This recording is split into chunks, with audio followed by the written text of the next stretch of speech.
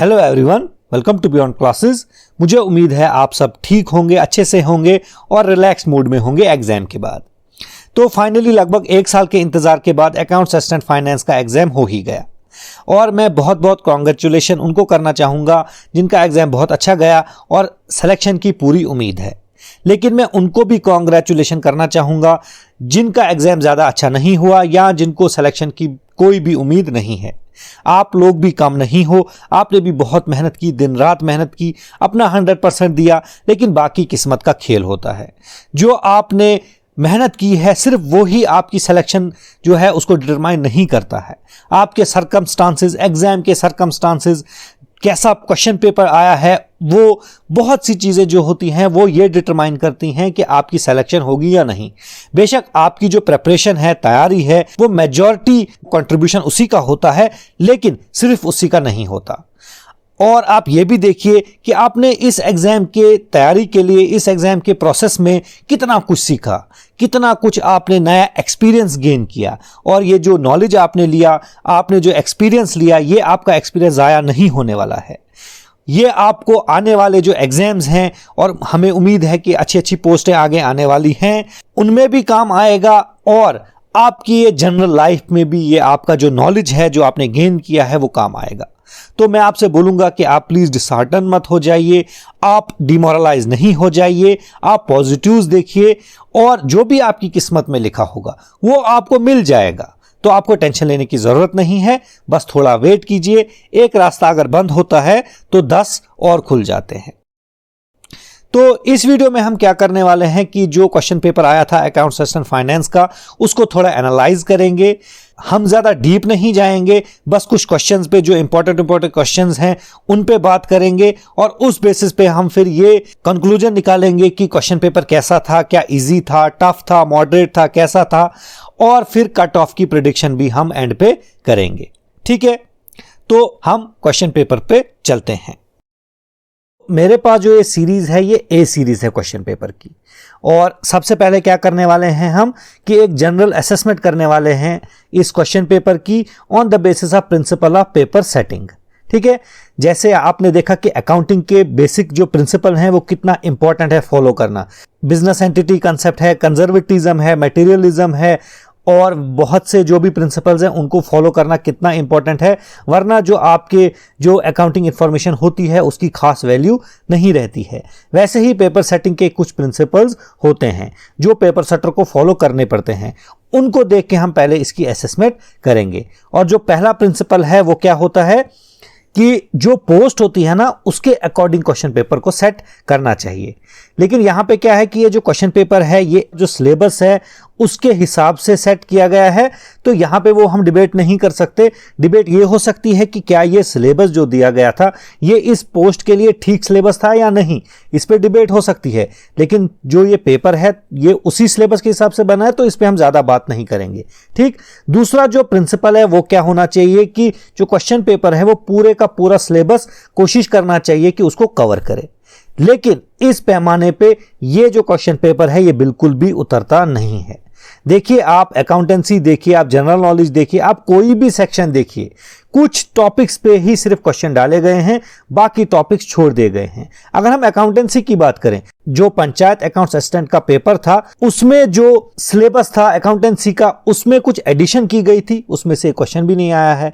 और बहुत से ऐसे टॉपिक्स हैं जिनमें से कोई क्वेश्चन नहीं आया है। जनरल नॉलेज की अगर हम बात करें तो यहाँ पे physical division, political division, India की, वर्ल्ड की, उसके बाद ट्रांसपोर्टेशन, बहुत इंपॉर्टेंट टॉपिक्स जो हैं उन पे कोई क्वेश्चन आया ही नहीं है। तो इस पैमाने पे ये उतरता नहीं है। उसके बाद क्या होता है कि क्वेश्चन जो है वो क्लियर कट होने चाहिए। अगले बंदे को पता चलना चाहिए, जो पढ़ रहा है उसको पता चलना चाहिए क्वेश्चन क्या पूछ रहा है, और आपको पता है जिसने भी पेपर दिया है कि क्या हाल है। ऐसे क्वेश्चन हैं बीच बीच में कि जिनका कुछ भी पता नहीं चलता, ये बोल क्या रहा है, क्वेश्चन क्या पूछ रहा है, कुछ पता नहीं चलता। ठीक है, उसके बाद तीसरा प्रिंसिपल होता है कंटेक्स्ट। कंटेक्स्ट मतलब क्या है कि किस कंटेक्स्ट में कोई एक पर्टिकुलर क्वेश्चन पूछा गया है, उसी कंटेक्स्ट में फिर जो बच्चा है, स्टूडेंट है, वो सोचेगा और फिर उस क्वेश्चन का आंसर करेगा। लेकिन आउट ऑफ कॉन्टेक्स्ट इस पेपर में क्वेश्चन भर भर के हैं। ठीक है, उसके बाद मिक्सचर होना चाहिए कंसेप्चुअल क्वेश्चंस का और फैक्चुअल क्वेश्चंस का, लेकिन आपको पता है यहाँ पे 95% जो हैं वो सारे फैक्चुअल क्वेश्चन हैं। तो कैसे एसेस कर पाएंगे एक स्टूडेंट की जो डेप्थ ऑफ नॉलेज है वो कैसे एसेस कर पाएंगे, ठीक है।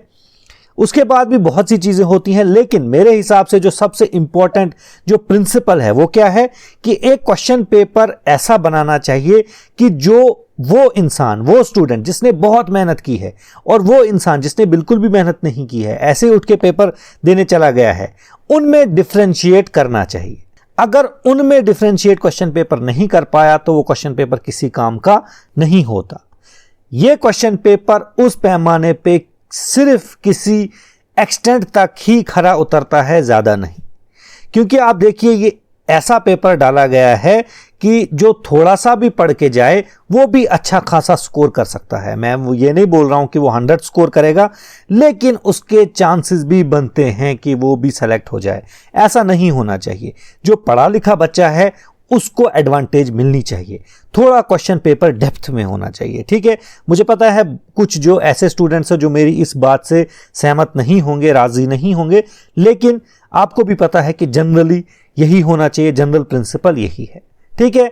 तो ये था एक जनरल असेसमेंट, और यहां पे हमने देखा कि ये क्वेश्चन पेपर जो है ये ज्यादातर खरा नहीं उतरता है, जो भी प्रिंसिपल्स हैं, ठीक। अब हम सेक्शन वाइज जाएंगे, और सेक्शन वाइज हम क्या करेंगे कि हर एक सेक्शन जो है उसका लेवल देखेंगे, डिफिकल्टी लेवल। मतलब आप देखिए हम एक स्केल पे देखेंगे। स्केल क्या है? 1 to 10 का स्केल। 1 जिसमें क्या है सबसे इजी क्वेश्चन पेपर, जो बिल्कुल ही आसान क्वेश्चन पेपर हो, और 10 क्या है जो टफ पेपर हो, बहुत ज्यादा टफ पेपर हो, जिसके लिए आप कितना भी पढ़ो तब भी वो सॉल्व ना कर पाओ, वैसा क्वेश्चन पेपर। तो इनके बीच में जो ये स्केल है 1 to 10, उस पे हर एक सेक्शन को हम रेट करेंगे, ठीक है। तो मेरे पास सीरीज ए है और उसकी सबसे पहली सेक्शन जो है वो जनरल नॉलेज की है, और इस सेक्शन को अगर मुझे स्केल ऑफ डिफिकल्टी पे रेट करना होगा जो 1 to 10 की स्केल है, तो मैं इसको 4 की रेटिंग दूंगा। क्यों? क्योंकि मॉडरेट से थोड़ा इजी क्वेश्चन पेपर जो है ये सेक्शन जो है वो है, ठीक। तो क्वेश्चंस पे चलते हैं। सुबरदार मेला जो है वो भद्रवा में लगता है, और जो बैरन आइलैंड है वो only active volcanic island India का है। उसके बाद नाल सरोवर बर्ड सेंचुरी जो है वो सबसे बड़ी वेटलैंड सेंचुरी है गुजरात स्टेट की। उसके बाद द्री फेस्टिवल जो होता है वो अरुणाचल प्रदेश में होता है, और वॉलनट की हार्वेस्टिंग जो है वो ऑटम में होती है। उसके बाद ये क्वेश्चन को बहुत ही बार पूछा गया है और बहुत इजी क्वेश्चन है, तो इसका आंसर है ऑप्शन ए अमित शाह। उसके बाद नेक्स्ट है ऑपरेशन सद्भावना जो है वो किन्होंने स्टार्ट किया है। तो अगर हम देखें ऑपरेशन वर्ड से ही लगभग हमें पता चल जाता है कि इंडियन आर्मी का ये होना चाहिए। उसके बाद क्वेश्चन नंबर 8 आता है जो बोन ऑफ कंटेंशन बना हुआ है। आप देखिए यहाँ पे पूछा गया है कि कश्मीर वैली, पहले फ्रेमिंग ही ठीक नहीं है, वेल ऑफ कश्मीर लिखने की जरूरत क्या थी? Kashmir valley is the sole producer लिख सकते थे, या सीधा vale of Kashmir is sole producer, bracket में वैली ऑफ कश्मीर क्यों लिखना चाहिए था? चलो अब उनकी मर्जी, लेकिन सोल प्रोड्यूसर किसका है कश्मीर वैली? क्या सैफायर का है? नहीं। क्या पीच का है? नहीं। क्या वॉलनट का है? बिल्कुल भी नहीं, क्योंकि हिमाचल प्रदेश और भी जगहें हैं जहां पे जो वॉलनट है वो अच्छे खासी मिकदार में उगता है। हाईएस्ट प्रोड्यूसर हो सकता है कश्मीर वैली, लेकिन ओनली प्रोड्यूसर, सोल प्रोड्यूसर नहीं है। और ना ही सैफरन का है, क्योंकि सब जो भी JKSSB के लिए पढ़ते हैं और जनरली भी सबको पता है कि किश्तवाड़ में भी बनता है, और कुछ रिसर्च पेपर भद्रवाह को भी इंक्लूड करते हैं कि वहां पे भी सैफरन बनता है। इसका मतलब क्या है कि सोल प्रोड्यूसर, एटलीस्ट ये जो ऑप्शन है इनमें से कश्मीर वैली जो है वो किसी का सोल प्रोड्यूसर नहीं है, ठीक है। अब JKSSB क्या करती है वो मुझे नहीं पता, वो हम नहीं बोल सकते हैं, लेकिन फिर भी आप देखिए क्वेश्चन आपको भी पता है ये गलत क्वेश्चन है। उसके बाद क्वेश्चन नंबर 9, ठीक है, अच्छा क्वेश्चन है, प्रैक्टिकल है, थोड़ा पुराना है, 2011 का सेंसस अभी 21 का होने वाला है, लेकिन फिर भी चलो ठीक है। उसके बाद 10th क्वेश्चन, ये भी ठीक है, इजी है ये भी, लेकिन फिर भी ठीक है। उसके बाद नेक्स्ट क्वेश्चन बहुत ही ज्यादा इजी, वुलर लेक जम्मू कश्मीर में कौन सी लेक है? उसके बाद ये क्वेश्चन जो है, it was suppose to be the question from the topic of physical division of India या फिजिकल डिवीजन ऑफ वर्ल्ड। तो ठीक ही क्वेश्चन है, अच्छा बहुत ज्यादा तो नहीं कहेंगे, ठीक है। और इसमें ईरान है ऑप्शन, मतलब पाकिस्तान के वेस्ट में कौन सी कंट्री आती है। उसके बाद जो है नेक्स्ट कि सैफरन के लिए सबसे अच्छी सॉइल कौन सी होती है, सबको पता है करेवा सॉइल, जिसको वुड्र कश्मीरी में बोलते हैं। उसके बाद सुरिनसर लेक जो है उसका जो ओरिजिन है वो महाभारत से एसोसिएटेड है। ठीक, नेक्स्ट क्वेश्चन है गुलाब सिंह जो है उसको राजा ऑफ जम्मू कब बनाया गया था, किस ट्रीटी के तहत बनाया गया था, ट्रीटी ऑफ अमृतसर। उसके बाद जो है कि जीआई टैग के लिए किस प्रोडक्ट के लिए, मतलब मशरूम का जो कौन सा वेरिएंट है उसके लिए जीआई टैग के लिए एप्लीकेशन दी थी कि मतलब उसको जीआई टैग दे दो। तो वो मशरूम की ये जो बी ऑप्शन है, गुच्ची या जो भी इसको पढ़ते हैं, एग्जैक्ट मुझे प्रोनाउंसिएशन पता नहीं है इसकी, तो ये है इसका आंसर। उसके बाद अगर हम बेस कैंप देखें अमरनाथ का तो मोस्ट सुटेबल आंसर सोनामर्ग बनता है। उसके बाद बहुत ही ज्यादा इजी क्वेश्चन, अमर सिंह कहां रहेंगे, अमर पैलेस में। उसके बाद नेक्स्ट अच्छा क्वेश्चन, ठीक क्वेश्चन पता होना चाहिए, नवी मुंबई। नेक्स्ट जो है अच्छा क्वेश्चन है, ये जो क्वेश्चन है ये करंट अफेयर्स में से डाला गया है, तो चलो अच्छा क्वेश्चन है कि मतलब टाटा सन्स ने कौन सी जो ये इनमें से ऑर्गेनाइजेशन है वो खरीदी है, तो एयर इंडिया इसका आंसर है। उसके बाद ये भी अच्छा क्वेश्चन है, 1959 में जो इंडिगो रिवॉल्ट इन बंगाल था, एक पेजेंट मूवमेंट थी, वो स्टार्ट हुई थी। उसके बाद ये भी question physical division of world में से है लेकिन कुछ खास क्वेश्चन नहीं है, मालदीव्स इसका आंसर है, जो इंडिया के साउथ में इनमें से कंट्री है वो मालदीव्स है। उसके बाद कोहेमारा कौन सा फोर्ट है, हरी पर्वत फोर्ट। उसके बाद लिटरेसी रेट ऑफ इंडिया क्या है एज पर सेंसस 2011। देखिए 2 क्वेश्चन एक ही टॉपिक से, इतने टॉपिक्स होने के बावजूद भी तो 74.04%। और सेंसस का जो टॉपिक था वो थ्योरेटिकल टॉपिक था, वो कोई ये प्रैक्टिकल टॉपिक नहीं था। उसकी जो थ्योरी है उसमें से क्वेश्चन आने चाहिए थे। चलो अगर एक डाल भी दिया जो प्रैक्टिकल है, लेकिन 2-2 डालना ठीक नहीं होता। उसके बाद ये भी जो क्वेश्चन है ये भी एक अच्छा क्वेश्चन है, इसके बारे में मैंने अपनी वीडियो में भी अच्छी तरह पढ़ाया है। किस क्राफ्ट के लिए ये जो मतलब स्कीम है वो लॉन्च की गई, पायलट प्रोजेक्ट लॉन्च किया गया, नमदा। नेक्स्ट क्वेश्चन है 26। इस क्वेश्चन से भी मुझे थोड़ी प्रॉब्लम है। इसमें हमने बोलना है कि ऑप्शन कौन सा गलत है। पहला ऑप्शन ठीक है, कोई प्रॉब्लम नहीं। दूसरा ऑप्शन भी ठीक है, कोई प्रॉब्लम नहीं। गलत इसका आंसर जो है वो डी है, ठीक है, कोई मसला नहीं। इसमें रिजर्वेशन है लेकिन यहां पे लिखा है there will be no reservation, चलो ठीक है। लेकिन आप ऑप्शन सी देखिए, क्या प्रेजेंट कॉन्टेक्स्ट में सही है? बेशक एक्ट में लिखा गया है लेकिन वो टेम्परेरी प्रोविजन था कि जो जम्मू एंड कश्मीर का लेफ्टिनेंट गवर्नर होगा वो कुछ पीरियड के लिए लद्दाख का भी गवर्नर रहेगा। लेकिन क्या ये ऑप्शन इनको डालना चाहिए था? पूरा इतना बड़ा जो एक्ट है, शायद 103 सेक्शंस हैं उसमें, उनमें से कोई भी एक अच्छा पॉइंट, वैलिड पॉइंट जो प्रेजेंट कंटेक्स्ट में भी सही हो, वैसा कोई पॉइंट डाले? नहीं। उन्होंने क्या डाला है, governor of existing state of Jammu and Kashmir to be common lieutenant governor. क्या ऐसा है? आज अपना अपना गवर्नर है दोनों जगह पे, चलो। लेकिन इसमें क्या कर सकते हैं, JKSSB इसको कभी भी रिवाइज नहीं करेगी, आप कुछ भी कर लीजिए। उसके बाद नेक्स्ट क्वेश्चन ठीक है, नामग्याल डायनेस्टी। उसके बाद ट्रेडिशनल ड्रेस कश्मीर की फेरन। और नेक्स्ट जो है शाहजहां, इसका आंसर है कि कश्मीर को कार्व आउट और अलग से सूबा किसने बनाया था, ठीक है। और इसका जो लास्ट क्वेश्चन है वो भी ठीक क्वेश्चन है कि भागीरथी रिवर का जो मेजर ट्रिब्यूटरी है इनमें से वो कौन सी है, ऑप्शन ए इसका आंसर है, ठीक है। अब हम आगे बढ़ते हैं और नेक्स्ट सेक्शन जो है अकाउंटेंसी और बुक कीपिंग, जो मेरी खुद की सेक्शन है, वो हम पढ़ेंगे। तो नेक्स्ट जो सेक्शन है वो है अकाउंटेंसी एंड बुक कीपिंग। और अगर इसको रेट करना होगा ऑन द डिफिकल्टी स्केल तो इसको मैं 3 की रेटिंग सिर्फ दूंगा क्योंकि ये बहुत ज्यादा इजी सेक्शन है, ठीक। पहला क्वेश्चन देखिए आप, पब्लिक फाइनेंशियल मैनेजमेंट सिस्टम। जिसने भी ये टर्म जो है वो सर्च की होगी गूगल पे और पहली साइट खोली होगी, दूसरी तीसरी लाइन में इसका आंसर लिखा है, ठीक है, central plan scheme monitoring system. उसके बाद ये जो क्वेश्चन है इससे मुझे थोड़ी सी प्रॉब्लम है।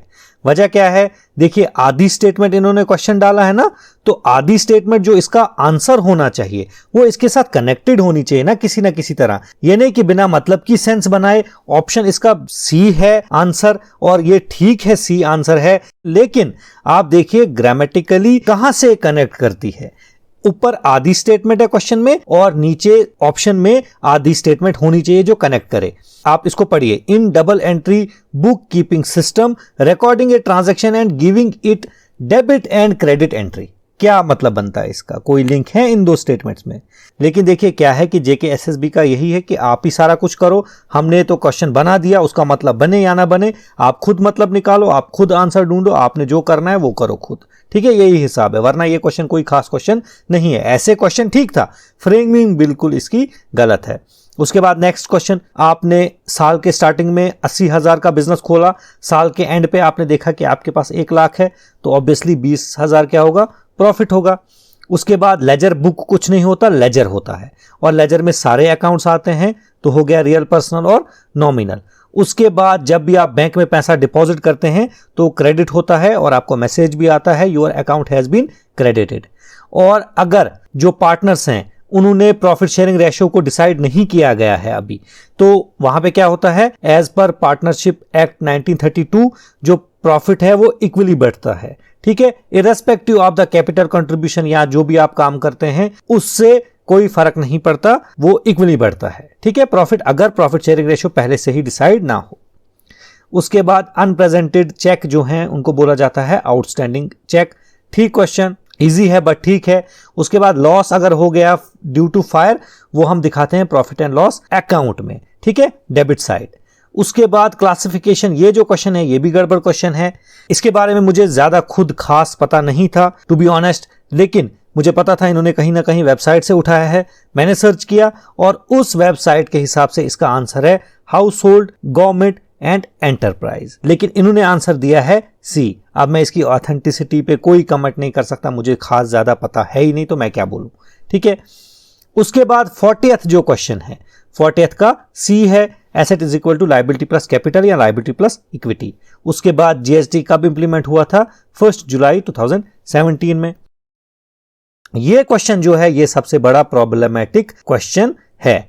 अब अगर मैं इस पे फिर से ग्रामेटिकली अगर इस पे कमेंट करना चाहूं तो वो भी मैं कर सकता हूं, क्योंकि अगर आप एक चीज क्वार्टरली लिख रहे हो तो फिर आपको मंथली लिखना है, at the end of the month नहीं लिखना है, फिर आपको ईयरली लिखना है, at the end of year नहीं लिखना है। जब आप फ्रीक्वेंटली वर्ड पूछ रहे हो, फ्रीक्वेंटली का मतलब होता है कितनी बार, तो क्वार्टरली का मतलब साल में 4 बार, है ना। At the end of the month तो मतलब तो निकाल लेंगे हम, हमें पता है जेके एसएसबी ने अपना काम कर दिया है, तो बाकी हमने ही करना है, मतलब तो किसी तरह निकाल देंगे हम, लेकिन फिर भी इसकी मीनिंग नहीं बनती है। और ये क्वेश्चन जो है इसका इसमें से कोई भी आंसर नहीं होना चाहिए। अगर यहां पे लिखा होता any time during the year तो बी इसका ऑप्शन बनता, वरना ये कभी भी बनाई जा सकती है, बिजनेस पे डिपेंड कर सकता है। आप देखिए टीएस ग्रेवाल का मैं रेफरेंस दे रहा हूं, सबसे ऑथेंटिक बुक मानी जाती है और पूरे इंडिया में अकाउंटेंसी के लिए यही पढ़ाई जाती है, जो बुक कीपिंग है उसके लिए यही पढ़ाई जाती है। तो जब ये बुक कुछ बोल रही है तो वो ऑथेंटिक बात है, तो इस बुक के हिसाब से कभी भी बनाया जा सकता है, ठीक है। अब कुछ जिन्होंने एंड ऑफ द ईयर है ना इसको ऑप्ट किया है, तो वो तो किसी ना किसी तरह इसको जस्टिफाई करने की कोशिश करेंगे, एंड आई अंडरस्टैंड कि वो क्यों करेंगे ऐसा, लेकिन इसका कोई भी आंसर नहीं है इनमें से, ठीक है। उसके बाद नेक्स्ट क्वेश्चन बहुत ही ज्यादा इजी, 1,50,000, ठीक है। उसके बाद जो कॉपीराइट होता है वो इंटेंजिबल एसेट होता है। उसके बाद ये क्वेश्चन जो है ये भी गलत है, क्योंकि एग्रीकल्चर इनकम जो है उस पे कोई भी डायरेक्ट टैक्स नहीं लगता है। शायद इनकम टैक्स एक्ट की सेक्शन 10(1) है, तो उसके हिसाब से एग्रीकल्चर इनकम पे कोई भी इनकम टैक्स नहीं लगता है। बिजनेस जो इन्होंने आंसर दिया है बिजनेस इनकम, उस पे लगता है कॉर्पोरेट टैक्स जो डायरेक्ट टैक्स है, ठीक है। ये भी क्वेश्चन गलत है। उसके बाद ये अच्छा क्वेश्चन है, ठीक क्वेश्चन है। उसके बाद डेप्रिसिएशन बहुत ही ज्यादा इजी क्वेश्चन। उसके बाद इंसिडेंस ऑफ टैक्स, ये भी ठीक है, 3 सी ऑप्शन जो है इसका ये भी ठीक है। उसके बाद ये क्वेश्चन भी गड़बड़ है, हमें पता ही नहीं है इशू कौन कर रहा है डॉक्यूमेंट, जो इशू कर रहा है उस पर डिपेंड करता है कि डॉक्यूमेंट कौन सा होगा, डेबिट नोट होगा या क्रेडिट नोट होगा, ठीक है। तो ये भी क्वेश्चन गड़बड़ है, क्या करोगे अब, इनकम्प्लीट क्वेश्चन है, आउट ऑफ कंटेक्स्ट क्वेश्चन है। उसके बाद ये क्वेश्चन भी गलत है, वॉचर इसका आंसर होना चाहिए। आप देख सकते हैं फोटो में, और ये जनरली सबको पता है वॉचर क्या होता है, वॉचिंग का मतलब ही क्या होता है। वॉचिंग का अगर आप मतलब भी देखोगे ना, वॉचिंग का मतलब होता है सबूत देना या विटनेस बनना कहीं पे, वॉचिंग। तो डॉक्यूमेंट्री एविडेंस क्या होगा, इंडेक्स होगा क्या, इंडेक्स होता है कोई एक चीज जो आपको कहीं पहुंचाए, मतलब बुक पे स्टार्टिंग में आपको दिखा होगा इंडेक्स, वहां पे पता होगा आपको कि किस पेज पे जाना है, वहां पहुंच जाओ आराम से, ठीक है। तो वॉचर है इसका आंसर।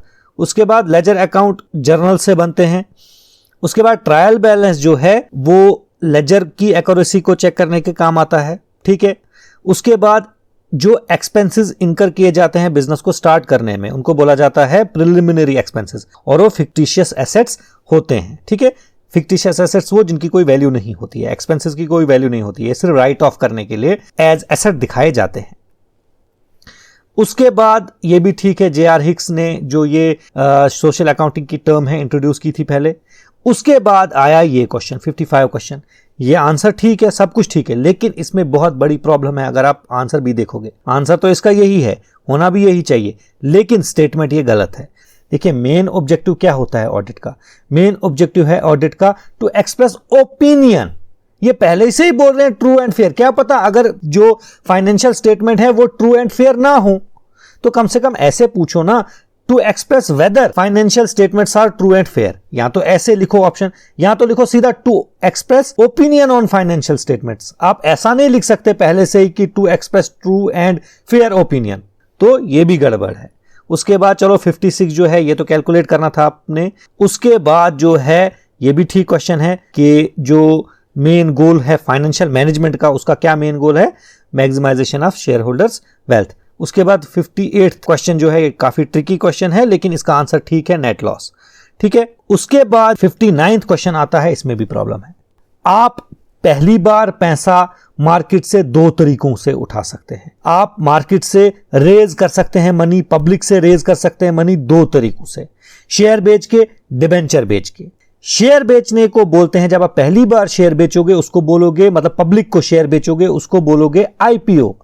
लेकिन डिबेंचर भी तो आप पब्लिक को बेचते हो, और जब पहली बार डिबेंचर बेचोगे उसको आप नहीं बोलोगे आईपीओ। तो यहां पे इनको एटलीस्ट लिखना चाहिए था कि ये पैसा जो है वो शेयर बेच के ले रहे हैं हम, तब जाके इसका आंसर आएगा आईपीओ। यहां पे क्लियर कुछ नहीं है, क्या डिबेंचर बेच रहे हैं क्या शेयर बेच रहे हैं, तो आप कैसे लिख रहे हो आईपीओ। उसके बाद 60th क्वेश्चन जो है ये ठीक है, एसेट है, मतलब कोई भी चीज जिसकी इकोनॉमिक वैल्यू होगी उसको हम एसेट बोलेंगे। कुछ प्रॉफिट से कंफ्यूज हो रहे होंगे, लेकिन इसका अप्रोप्रिएट आंसर एसेट है। ठीक है, तो ये थी अकाउंटेंसी और बुक कीपिंग वाली सेक्शन। अब हम इंग्लिश पे चलते हैं। नेक्स्ट सेक्शन जो है, थर्ड सेक्शन, वो है जनरल इंग्लिश। और इसको अगर रेट करना होगा स्केल पे, स्केल ऑफ डिफिकल्टी, तो इसको मैं 4 की रेटिंग दूंगा आउट ऑफ 10। और ऐसा ही लगभग हर जो भी जेकेएसएसबी का क्वेश्चन पेपर होता है, तो ऐसा ही क्वेश्चन पेपर होता है इंग्लिश का। इस पे ज्यादा कमेंट हम नहीं कर सकते। ठीक है, हर आंसर भी ठीक है। थोड़ा इस क्वेश्चन में गड़बड़ कर दी है, सिलेक्ट द राइट सेंटेंस। लेकिन कौन सा राइट सेंटेंस? अब आप मुझे बोलोगे कि हमें पता है इसमें कौन सा राइट सेंटेंस, लेकिन आपको पता है ना। अगर आपको ना पता हो तो आप देखिए, आप ही पे जिम्मेदारी है कि क्या किस बारे में राइट सेंटेंस है, क्या राइट सेंटेंस है, वो सेलेक्ट कीजिए। हमें पता चल रहा है यहाँ पे किसकी बात हो रही है ना। लेकिन मैं ऐसे जनरली बोल रहा हूं। आप देखिए क्वेश्चन को बनाने का तरीका, आप देखिए कि उसमें क्लियर होना चाहिए। प्रिंसिपल ऑफ पेपर सेटिंग उसमें यह भी है कि क्वेश्चन क्लियर होना चाहिए। चलो, इससे ज्यादा हम इस पे कमेंट नहीं कर सकते, ये ठीक है। सावरों को आंसर भी पता है, की भी पता है। ठीक है, तो आगे बढ़ते हैं। जो स्टैटिस्टिक्स की सेक्शन है ये थोड़ी मॉडरेट लेवल से ऊपर थी। टफ बहुत ज्यादा नहीं बोल सकते हम, लेकिन कैलकुलेशन वगैरह ज्यादा थी और क्वेश्चन इसमें अच्छे बनाए गए थे। ठीक है, इसमें ठीक क्वेश्चन है, बेशक आसान हो सकते हैं, लेकिन जो मतलब प्रिंसिपल्स हैं उनको फॉलो किया गया था। अच्छे क्वेश्चन है, सेंस बनती है, सारा कुछ बनता है। तो इसको मैं डिफिकल्टी लेवल पे 6 आउट ऑफ 10 की रेटिंग दूंगा। और इनके आंसर आपको पता ही हैं, तो हम आगे बढ़ेंगे। इस पे कुछ खास कमेंट करने की जरूरत नहीं है। नेक्स्ट है मैथमेटिक्स। आपको पता है कि मेरा जो सब्जेक्ट है वो मैथमेटिक्स बिल्कुल भी नहीं है। मुझे दूर दूर मैथमेटिक्स से कोई वास्ता नहीं है। तो मैंने अपने दोस्तों से और जो स्टूडेंट्स हैं मेरे, उनसे मैंने थोड़ा सा पूछा कि मैथ की सेक्शन के ऊपर थोड़ा सा कमेंट कीजिए। तो उन्होंने बोला कि मॉडरेट से थोड़ा इजी या मॉडरेट के बीच में 1-2 क्वेश्चन टफ के लेवल पे भी जाते हैं। तो इसको मैंने इसलिए बीच की रेटिंग दी है 5 आउट ऑफ 10। ठीक है, लेकिन यहां पे भी गड़बड़ थी। आप देखिए कुछ जो सीरीज हैं उनमें इस क्वेश्चन को गलत कर दिया है। यहां पे शायद 2 ऑप्शन सेम है, कोई ऑप्शन इस क्वेश्चन में भी सेम कर दिया गया है। अब मुझे एग्जैक्टली नहीं पता, यहां पे तो ठीक है, लेकिन किसी सीरीज में गड़बड़ कर दी है। तो इसमें भी 2 क्वेश्चन जो हैं वो ठीक नहीं है। चलो, उसको हम टाइपोग्राफिकल एरर भी मान सकते हैं, मतलब जो लिखने वगैरह में गलती होती है उसको, लेकिन वो भी नहीं होनी चाहिए। एग्जाम बहुत बड़ा है। ठीक, अब नेक्स्ट सेक्शन पे चलते हैं। नेक्स्ट सेक्शन जो है वो है जनरल इकोनॉमिक्स की। और मुझे बहुत अफसोस है कि ऐसा क्वेश्चन आया है जनरल इकोनॉमिक्स का।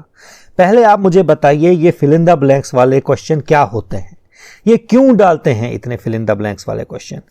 1 डालिए, 2 डालिए, 3 डालिए। आप देखिए फिल इन द ब्लैंक्स वाले क्वेश्चन मेजॉरिटी हैं। फिल इन द ब्लैंक्स वाले क्वेश्चन से आपको क्या पता चलता है? इससे यह पता चलता है उन्होंने कोई एक स्टेटमेंट पढ़ी है, उसको उनको क्वेश्चन भी बनाना नहीं आता है। स्टेटमेंट पढ़ी, जो उसमें आंसर पॉइंट लिखा गया था उसको अलग निकाला, उसके आगे पीछे कुछ ऑप्शंस बना दिए और डाल दिया। यह है तरीका। जनरल इकोनॉमिक्स के साथ सबसे ज्यादा नाइंसाफी हुई है। अकाउंटेंसी मेरा सब्जेक्ट है, लेकिन उसमें फिर भी कुछ क्वेश्चन लॉजिकल थे, लेकिन यहां पे हालत खराब हो गई है। अब मुझे बताओ इस क्वेश्चन का क्या मीनिंग है। मुझे पता है, आप बोलोगे कि हमें पता है आंसर, आंसर सबको पता है, मुझे मीनिंग बताओ इसकी क्या है। Ricardo assumes the law of diminishing marginal return. कहां पे, किधर, कैसे, क्यों, कब रिकार्डो जो है वो एज्यूम कर रहा है, कुछ पता ही नहीं है। वैसे ही अगर हम देखें 92nd क्वेश्चन, फिस्कल पॉलिसी जो है वो मैक्रो इकोनॉमिक्स में आता है, उसका एक हिस्सा है बिल्कुल। लेकिन आप मुझे बताइए मैक्रो इकोनॉमिक्स कब से एक एनालिटिकल टूल बन गया? मैक्रो इकोनॉमिक्स कब से एक टेक्निक बन गई? मैक्रो इकोनॉमिक्स तो एक डिसिप्लिन है। मैक्रो इकोनॉमिक्स इकोनॉमिक्स की एक ब्रांच है, ये पढ़ते हैं हम। ये टेक्निक कहां से बन गई? मुझे कोई बताएगा कि क्या मैं ही गलत बोल रहा हूं? उसके बाद बाकी क्वेश्चन जो थे ये ठीक थे, लेकिन कुछ में गड़बड़ कर दी है। देखिए ये क्वेश्चन भी कितना अच्छा था, लेकिन इसको फ्रेम अलग तरीके से किया जा सकता था। फिल इन द ब्लैंक्स की जगह एक क्वेश्चन की तरह इसको पूछा जा सकता था, है ना। अब ये क्वेश्चन देखिए आप, इससे भी मुझे बहुत बड़ी प्रॉब्लम है। आप मुझे बताइए इसका कंटेक्स्ट क्या है। मुझे पता है आंसर इसका मनी है, क्योंकि अगर आप ऑड वन आउट की टेक्निक भी लगाएंगे, आप अगर क्वेश्चन भी ना लिखे, 97 लिख दे, नीचे सिर्फ ऑप्शन लिख दे, तब भी मनी आएगा इसका आंसर, क्योंकि हमें पता है बाकी फैक्टर्स ऑफ प्रोडक्शन है ना। लेकिन इस क्वेश्चन का मुझे थोड़ा सा कुछ कंटेक्स्ट बताइए, अगर किसी को पता है। क्या है ये, मतलब किन स्कॉलर्स ने कब इसको एक्सक्लूड किया? कम से कम अगर ऐसा क्वेश्चन बनाना है तो प्रेजेंट टेंस में बनाइए ना, कि आज के स्कॉलर जो है वो मनी को एक्सक्लूड करते हैं। चलो ठीक है, कुछ सेंस बनती है। अब चलो इस पे ज्यादा कमेंट भी नहीं कर सकते, बाकी ठीक था। तो जनरल इकोनॉमिक्स भी हो गया। अब हम आगे बढ़ते हैं। नेक्स्ट जो है जनरल साइंस। और जनरल साइंस जो है इसको अगर हम रेट करेंगे तो इसको हम 5 आउट ऑफ 10 रेटिंग करेंगे। इसमें भी क्या किया गया है, इसमें भी कुछ ही टॉपिक्स में से क्वेश्चन डाले गए हैं। पूरा सिलेबस यहां पे भी कवर नहीं किया गया है, लेकिन फिर भी चलो ठीक है। प्रैक्टिकल क्वेश्चन भी डाले हैं, कुछ क्वेश्चन की फ्रेमिंग्स भी अच्छी हैं और नॉलेज को भी चेक किया गया है। तो ये ठीक सेक्शन है, ये मॉडरेट लेवल की सेक्शन है, इसको आप टफ की तरफ भी ले जा सकते हो। आगे बढ़ते हैं। उसके बाद आता है knowledge of computer. Knowledge of computer भी ठीक है, इसको अगर हम रेट करेंगे तो 4 आउट ऑफ 10 की इसको हम रेटिंग देंगे, क्योंकि इसमें कुछ क्वेश्चन हैं बेशक टफ, लेकिन मेजॉरिटी ऑफ क्वेश्चन जो हैं वो बहुत ही ज्यादा इजी क्वेश्चन है। ठीक है, और ये जो पूरे सारे क्वेश्चन हैं 120, उनमें से एटलीस्ट 30 या 40 क्वेश्चंस पे हमारा जो टेलीग्राम ग्रुप है, टेलीग्राम चैनल है, उस पे डिस्कशन हो चुकी है। तो आप देखिए जिन्होंने उस पे डिस्कशन की होगी तो उन्होंने कितना अच्छा उन क्वेश्चंस को अच्छी तरह किया होगा। अगर आपने ज्वाइन करना है हमारा टेलीग्राम चैनल तो बियॉन्ड क्लासेस टेलीग्राम पे आप सर्च कीजिए, वहां पे आप लोगो भी आप देख लीजिए, तो उसको आप ज्वाइन कर सकते हैं।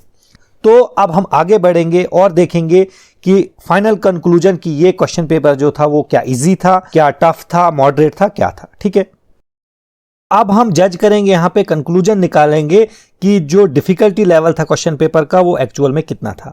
आप देखिए हमने हर एक सेक्शन को आउट ऑफ 10 रेट किया, 1 से 10 तक की डिफिकल्टी स्केल पे रेट किया, और ये सारी रेटिंग जो है वो यहां पे है। और ऑब्वियसली 8 सेक्शंस थी, तो टोटल अगर मैक्सिमम रेटिंग की बात करें तो 80, और जो उन्होंने हासिल की है वो 35। इसका मतलब 35 आउट ऑफ 80 जो है वो ओवरऑल रेटिंग है। और अब इस लिकर्ट स्केल से हमें पता चलेगा कि क्वेश्चन पेपर जो था वो किस डिफिकल्टी लेवल का था।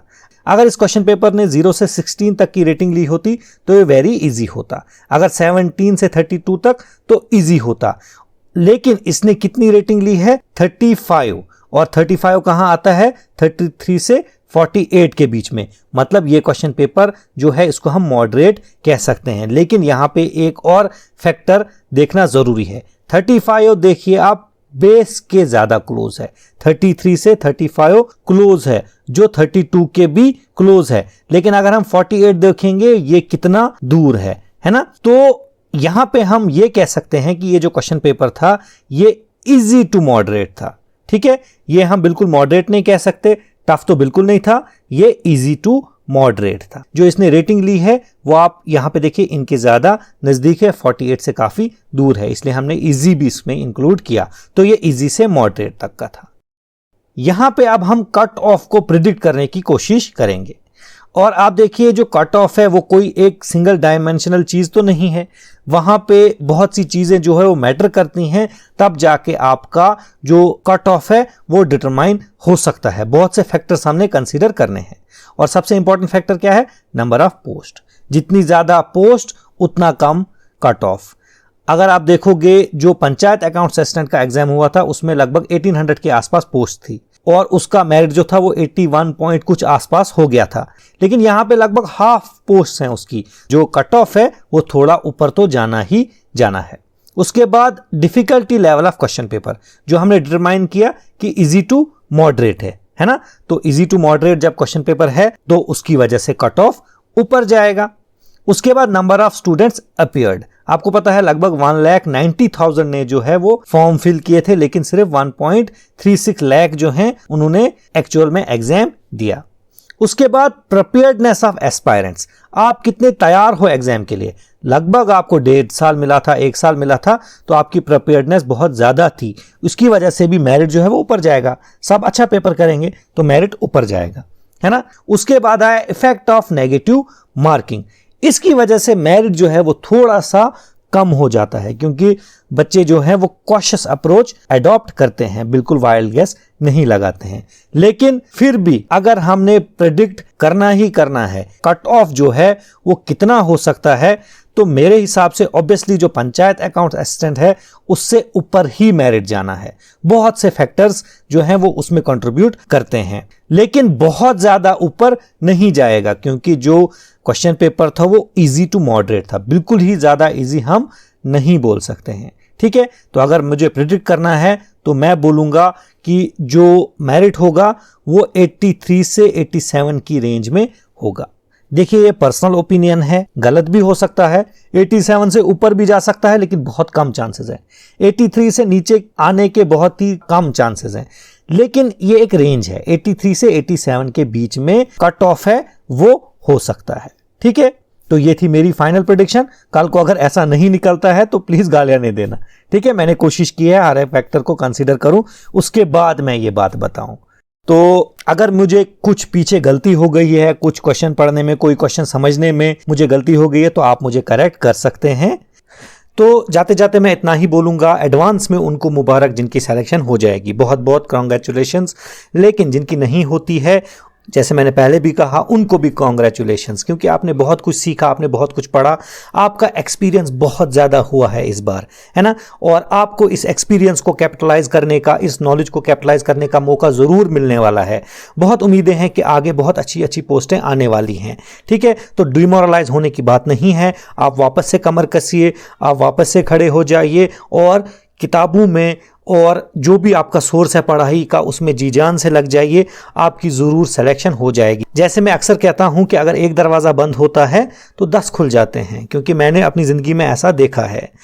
मेरे साथ एक बार ऐसा हुआ कि मैं 0.06 से रह गया था, वेटिंग में पहला नंबर, और बहुत अच्छी पोस्ट थी। अब मैं पोस्ट का नाम नहीं लूंगा, लेकिन अकाउंट्स असिस्टेंट से ऊपर पोस्ट थी, ठीक है। 0.06 आप इमेजिन कीजिए। लेकिन मैं वहां पे डरा नहीं, थका नहीं। बेशक अफसोस हुआ, 2 दिन अफसोस हुआ, तीसरे दिन मैं फिर से पढ़ाई में लग गया और जो वो पोस्ट थी उससे बड़ी पोस्ट मुझे अभी है। अभी मैं गेजेटेड ऑफिसर हूं। तो आप ये इतना डिमोरलाइज होने की जरूरत नहीं है, आप कोशिश कीजिए, सब कुछ अच्छा हो जाएगा, ठीक है। Best of luck, thank you very much.